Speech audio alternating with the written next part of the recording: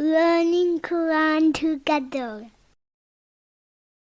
बिस्मिल्लाह अल्हम्दुलिल्लाह वस्सलातु वस्सलामु अला रसूलिल्लाह। सूरह अल-मुजादिला आयत 11। या अय्युहल्लज़ीना आमनू, ए लोगो जो ईमान लाए हो, इज़ा कीला लकुम, जब तुम्हें कहा जाए, तफस्सहू, कुशादगी करो, फ़िल मजालिसी, मजलिसों में, फ़फ़सहू, तो कुशादगी किया करो, यफ़्सहिल्लाहु लकुम, अल्लाह ताला तुम्हारे लिए कुशादगी पैदा करेगा।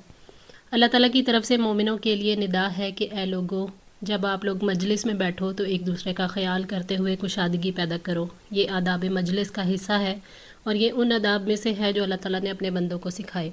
मजलिस से मुराद हर वो गैदरिंग है जहाँ मुसलमान अजर, खैर और इल्म के हसूल के लिए जमा हो, चाहिए मजलिस वाज हो या जुम्मा की मजलिस हो। जब भी किसी मजलिस में लोग इकट्ठे बैठे हों और जगह भर जाए तो आने वालों के लिए कुशादगी पैदा कर दे। ये अमल कुशादगी पैदा करने वालों को नुकसान नहीं देता, उसी की यकीन दहानी अल्लाह ताला ने दी है। मजलिस कुशादा करने के सिले में खुशखबरी दी गई कि अल्लाह ताला तुम्हें कुशादगी देगा। जहाँ भी तुम वसअत के तलबगार होगे, रिज़्क मांगोगे, उसमें कुशादगी देगा, कब्र में कुशादगी देगा, घरों में, दिलों में और जन्नत में वसअत और फरागी अता फरमाएगा। व इज़ा की लनशुजू, और जब कहा जाए कि उठ जाओ, फ़नशुजू, तो उठ जाया करो। यानी जब किसी वजह से, किसी ज़रूरत के लिए किसी को मजलिस से उठने के लिए कहा जाए या मजलिस बर्खास्त करने को कहा जाए, मसलन नमाज या किसी और काम के लिए, तो फ़ौरन उठ जाया करो। ये हमारे ईमान का हिस्सा है कि इस तरह के मामलात का लिहाज रखें। हज़रत अब्दुल्ला बिन उमर रज़ी अल्लाह तआला अन्हु बयान करते हैं कि नबी सल्लल्लाहु अलैहि वसल्लम ने फरमाया, कोई आदमी किसी शख्स को उठाकर खुद उसकी जगह न बैठे, बल्कि तुम फैल जाओ और जगह दो। सही बुखारी 6270। हज़रत अबू हुरैरा फरमाते हैं कि तुम में से जब कोई शख्स जब किसी ज़रूरत के लिए अपनी जगह से उठे फिर वापस आए तो उस जगह का ज़्यादा हकदार है। सही मुस्लिम 5679।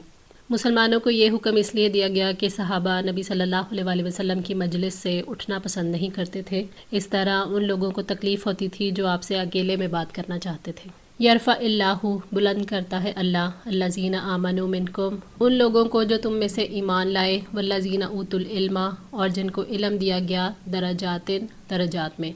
अल्लाह ताला ने फरमाया कि ईमान वालों और इल्म वालों के दर्जात बुलंद कर दिए जाएंगे। यानी ये ख्याल न करना कि मजलिसों में हमसे जगह दिलवाई गई और हमें उठा दिया गया तो इससे हमारी तौहीन होगी। नहीं, बल्कि इससे तुम्हारी इज़्ज़त में कोई फ़र्क नहीं आया, बल्कि अल्लाह के नज़दीक तुम्हारा दर्जा और बुलंद हो गया। अल्लाह ताला तुम्हारी नेकी रायगा नहीं जाने देगा, बल्कि उसका दुनिया और आखिरत में अजर अता करेगा, क्योंकि जो अल्लाह के दीन को बुलंद करने के लिए मस्कीनी इख्तियार करता है, अल्लाह ताला उसकी इज़्ज़त बढ़ा देता है और उसकी नेक शोहरत कर देता है।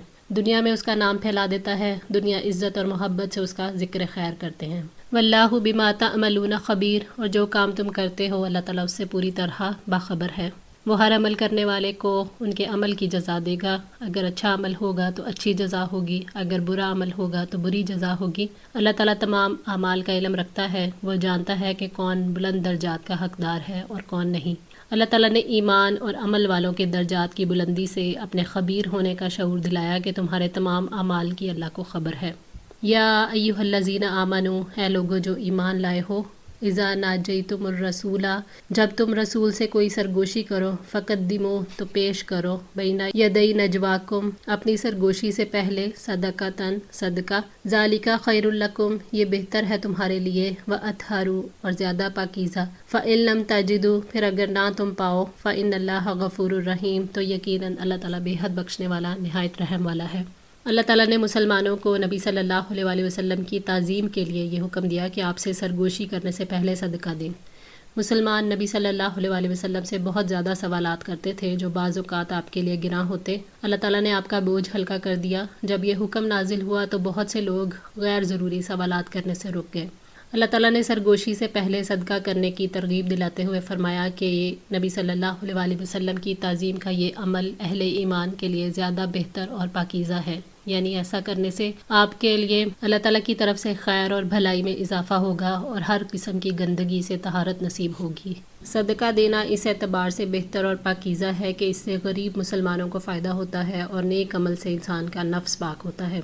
फिर अल्लाह ताला ने फरमाया, जिसके पास सदका देने के लिए कुछ ना हो तो अल्लाह ताला ने उसे तंगी में नहीं रखा, उसको माफ़ कर दिया, क्योंकि वह रहीम और शफ़ीक है। ऐसे शख्स के लिए सदक़े के बगैर सरगोशी को मुबाह ठहराया। اشفقتم کیا تم ڈر گئے ان تقدمو کہ تم پیش کرو یدئی نجواکم صدقاتن اپنی سرگوشی سے پہلے صدقات فاذ لم تفعلوا سو جب تم نے ایسا نہیں کیا وتاب اللہ علیکم اور اللہ تعالیٰ نے بھی تمہیں معاف کر دیا فاقیموا الصلاۃ تو تم نماز قائم کرو وآتوا الزکاۃ اور زکوٰۃ دیتے رہو واطیعوا اللہ ورسولہ اور اللہ اور اس کے رسول کی اطاعت کرو واللہ خبیر بما تعملون اور جو کچھ بھی تم کرتے ہو اللہ تعالیٰ اس سے پوری طرح باخبر ہے۔ یعنی کیا تم فقر و فاقہ سے ڈر گئے کہ ہر بار سرگوشی کرنے سے پہلے صدقہ کرنا ہوگا؟ اگر تم سے اس حکم پر عمل نہیں ہو سکا تو اللہ تعالیٰ نے بھی اس کام میں تمہاری مشقت دیکھتے ہوئے صدقہ کرنا تمہیں معاف کر دیا۔ اللہ تعالیٰ نے باقی فرائض کی طرف توجہ دلاتے ہوئے پہلے فرض نماز کا حکم دیا کہ نماز پھر قائم کرو، مستحق لوگوں کو فرض زکوٰۃ ادا کرو، اللہ اور اس کے رسول کے احکامات کو دل کی سچائی سے مانو اور کوئی ایسا کام نہ کرو جسے اللہ اور اس کے رسول نے روکا ہو۔ اللہ تعالیٰ دل سے ماننے اور احکامات کے سامنے سر جھکانے کو خوب جانتا ہے۔ اعمال خواہ کسی طرح سے بھی واقع ہوں اللہ تعالیٰ کو ان کا خوب علم ہے، وہ اعمال کی جزا عمل کے مطابق دے گا۔ الم تر الی الذین کیا آپ نے ان لوگوں کی طرف نہیں دیکھا جنہوں نے تولوا قوما دوست بنایا ایک قوم کو غضب اللہ علیہم جن پر اللہ تعالیٰ کا غضب ہوا، ما ہم منکم وہ نہ ہی تم میں سے ہیں ولا منہم اور نہ ہی ان میں سے، وَيَحْلِفُونَ عَلَى الْكَذِبِ اور وہ جھوٹی بات پر قسم کھاتے ہیں، وَهُمْ يَعْلَمُونَ حالانکہ وہ جانتے ہیں۔ یعنی اے رسول صلی اللہ علیہ وسلم آپ نے ان لوگوں کو دیکھا ہے، یعنی منافقوں کو جو ان لوگوں کو دوست بناتے ہیں جو اللہ کے غضب کا شکار ہوئے، یعنی یہودی۔ منافقوں کی اصل دوستی یہودیوں سے تھی، منافقوں اور یہودیوں میں مشترک قدر نبی صلی اللہ علیہ وسلم اور مسلمانوں کی دشمنی تھی۔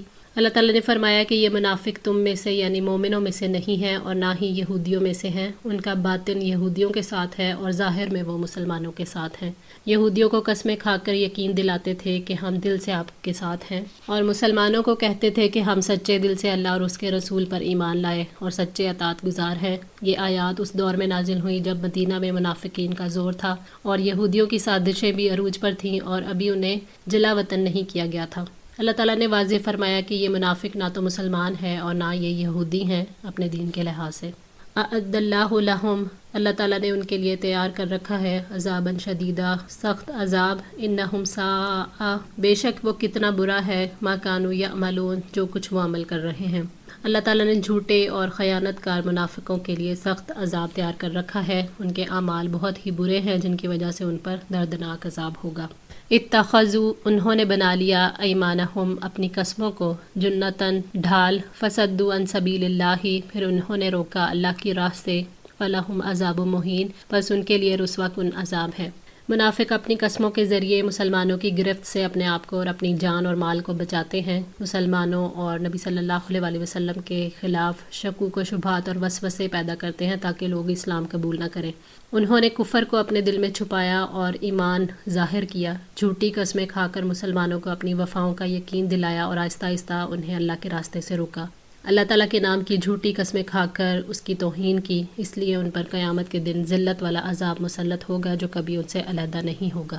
لن تغنیا ہرگز کام نہ آئیں گے انہم اموالہم انہیں مال ان کے، ولا اولادہم اور نہ ان کی اولاد، من اللہ شیئا اللہ سے کچھ بھی، اولئک اصحاب النار یہی لوگ آگ والے ہیں، ہم فیہا خالدون اور اس میں ہمیشہ رہنے والے ہیں۔ یعنی جب اللہ تعالیٰ انہیں توہین آمیز عذاب دے گا تو ان کے مال اور ان کی اولاد ان کے کسی کام نہیں آئے گی، نہ وہ ان کی مدد کر کے ان سے عذاب کو ہٹا سکیں گے اور نہ ہی ان کی جانب سے کوئی ثواب انہیں پہنچے گا۔ یہ لوگ توہین آمیز آگ کے عذاب میں رہیں گے اور کبھی وہاں سے نکل نہیں پائیں گے۔ یوم یبعثہم اللہ جمیعا جس دن اللہ تعالیٰ ان سب کو اٹھائے گا، فیحلفون لہ تو وہ اس کے سامنے بھی قسمیں کھائیں گے، کما یحلفون لکم جیسے وہ تمہارے سامنے قسمیں کھاتے ہیں، ویحسبون اور وہ سمجھتے ہیں، انہم علی شیء کہ بے شک وہ کسی چیز پر ہے، الا انہم هم الکاذبون سن لو بلا شبہ وہی جھوٹے ہیں۔ منافقوں نے ساری زندگی جھوٹ پر بسر کی، دنیا میں ایمان والوں کو دھوکہ دیا، تو جب اللہ تعالیٰ انہیں زندہ کر کے اٹھائے گا تو وہ اسی طرح قسمیں کھائیں گے جیسے دنیا میں جھوٹی قسمیں کھا کر مسلمانوں کو یقین دلاتے تھے۔ وہ اپنی قسموں کے بارے میں سمجھیں گے کہ وہ کسی چیز پر ہے، کیونکہ ان کا جھوٹ، نفاق اور ان کے غلط عقائد ان کے دلوں میں آہستہ آہستہ اتر کر جگہ بناتے رہے، یہاں تک کہ وہ یہ سمجھتے رہے کہ وہ بالکل صحیح ہیں، اس لیے اللہ تعالیٰ کے سامنے جھوٹ بول کر فائدہ اٹھا لیں گے۔ تو اللہ تعالیٰ نے فرمایا یہ جھوٹے لوگ ہیں، ناقابل اعتماد ہیں۔ استحوذا غلبہ پا لیا علیہم الشیطان، ان پر شیطان نے، فانساہم، سو اس نے انہیں بھلا دی، ذکر اللہ، اللہ تعالیٰ کی یاد، اولئک حزب الشیطان، یہی لوگ شیطانی گروہ ہیں، الا ان حزب الشیطانی، سن لو شیطان کا گروہ ہی، ہم الخاسرون، یقیناً خسارہ پانے والا ہے۔ یعنی شیطان نے ان منافقوں پر مسلط ہو کر انہیں کچھ اس طرح جکڑ رکھا ہے کہ انہیں اللہ کبھی بھول کر بھی یاد نہیں آتا اور وہ اس کے اعلیٰ کار بن کر رہ گئے۔ شیطان نے انہیں اللہ تعالیٰ سے ہی غافل کر دیا۔ یہ شیطان کے پیروکار اور اس کا قبیلہ اور اس کا لشکر ہے، اور اس میں کوئی شک نہیں کہ شیطانی لشکر ناکام و نامراد رہتا ہے۔ جو لوگ شیطان کے پیروکار بن جاتے ہیں وہ اپنے گھر بار، دین اور دنیا کے معاملے میں خسارے میں ہی رہتے ہیں۔ ان الذین یحادون اللہ ورسولہ، یقیناً جو لوگ اللہ اور اس کے رسول کی مخالفت کرتے ہیں، اولئک فی الاذلین، وہی ذلیل ترین لوگوں میں سے ہیں۔ اس میں ان لوگوں کے لیے وارننگ ہے جو کفر اور نافرمانی کے لیے اللہ اور اس کے رسول سے دشمنی کرتے ہیں، یعنی وہ اللہ اور اس کے رسول سے ایسی شدید مخالفت رکھتے ہیں کہ اب اللہ والوں کے ساتھ ان کا رہنا مشکل ہو گیا ہے۔ شدید مخالفت نے انہیں دوسرے کنارے پر پہنچا دیا۔ جب بھی دین کی طرف بلایا جاتا ہے تو اس کی مخالفت کرتے ہیں۔